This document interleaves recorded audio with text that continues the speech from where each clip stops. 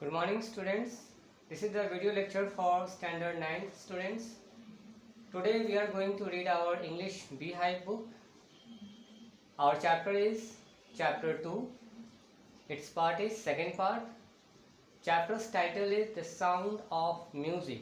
So students, this particular chapter is containing two parts. So today we are going to discuss our first part of the story. And this story is written by Debagrah Cowley. So in this story we're gonna read about the Evelyn Glennie. So let's start the story.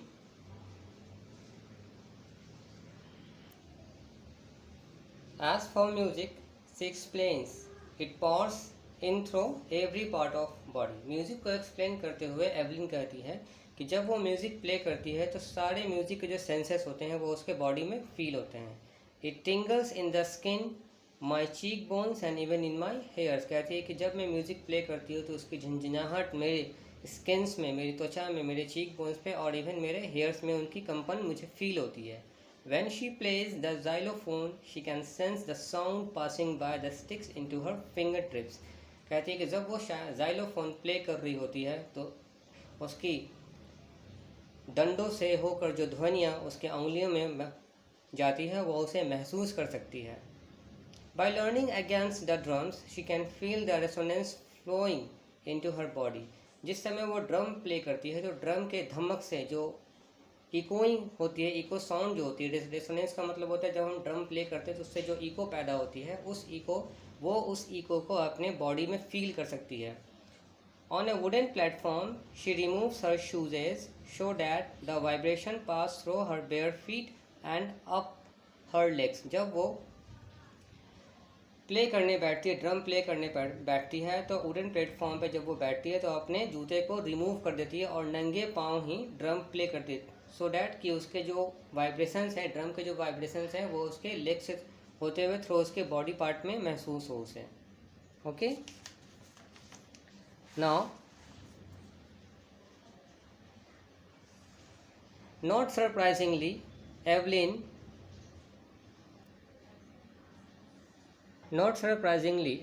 delights her audience. In 1991, she was presented with the Royal Philharmonic Society. तो इसमें कोई आश्चर्य की बात नहीं है कि कैसे 1991 में उसने अपने परफॉर्मेंस के द्वारा अपने ऑडियंस को डिलाइट कर दिया था. Prestigious soloist of the year award, और उसे उस वर्ष का सबसे सम्मानजनक अवार्ड दिया गया था. सेज मास्टर प्रिकॉशनिस्ट जेम्स ब्लेड्स, ऐसा मास्टर प्रिकॉशनिस्ट जेम्स ब्लेड कहते हुए हमें बताते हैं. God may have taken her hearing but he has given her back something extraordinary.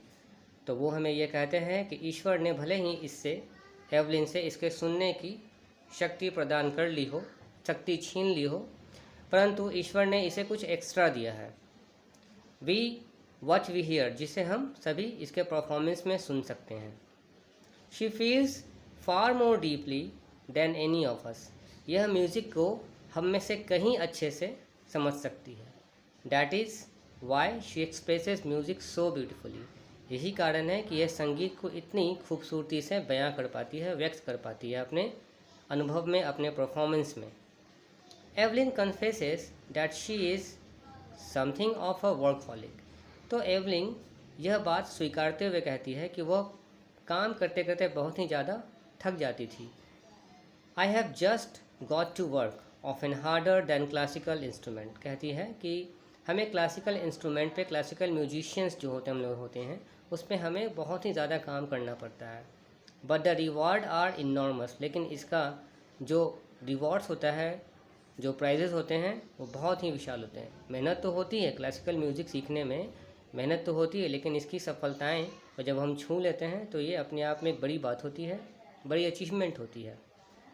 Apart from the regular concerts, Evelyn also gives free concert in prisons and hospitals. तो अपने solo regular concert performance करने के बावजूद भी Evelyn prisoners, कैदियों को कभी कभी कारागार में, जेल में और कभी कभी अस्पतालों में अपने फ्री कॉन्सर्ट दिया करती थी. वहाँ के लोगों को के लिए म्यूज़िक फ्री ऑफ कॉस्ट दिया करती थी, जाकर परफॉर्म किया करती थी free of cost. She also give high priority to class for young musicians, और वह उभरते हुए कलाकारों को भी बहुत ही ज़्यादा तवज्जो दिया करती थी, प्राथमिकता दिया करती थी।